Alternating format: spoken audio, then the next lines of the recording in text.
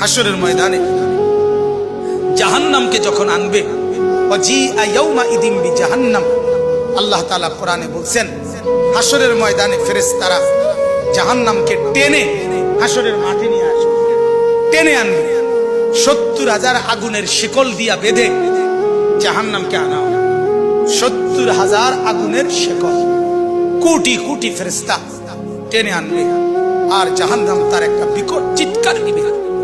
এক চিৎকারে পুরা হাসরের ময়দানের সবাই চিৎকার দিয়া উঠবে, ইয়া রাব্বি নাফসি নাফসি, আল্লাহ আমাকে মাফ করেন, আমাকে মাফ করেন, আমাকে মাফ করেন, আমাকে মাফ করেন, আমাকে মাফ করেন। আদম থেকে ঈসা নবী ওনারা বলবেন, ফেরেশতারা বলবেন, জিনরা বলবেন, আম্বিয়ারা বলবেন, ইয়া রাব্বি নাফসি নাফসি, আল্লাহ আমাকে বাঁচান, আমাকে বাঁচান, আমাকে বাঁচান, আমাকে বাঁচান। সবাই বলবে এক কথা।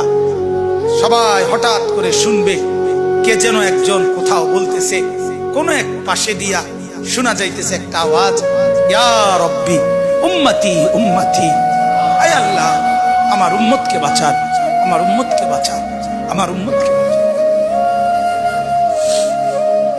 তো তিনি কে বলে? যিনি একজন শুধু বলবেন আয় আল্লাহ আমার উম্মতকে বাঁচান, তিনি কে বলে? মুহাম্মদ রাসূলুল্লাহ।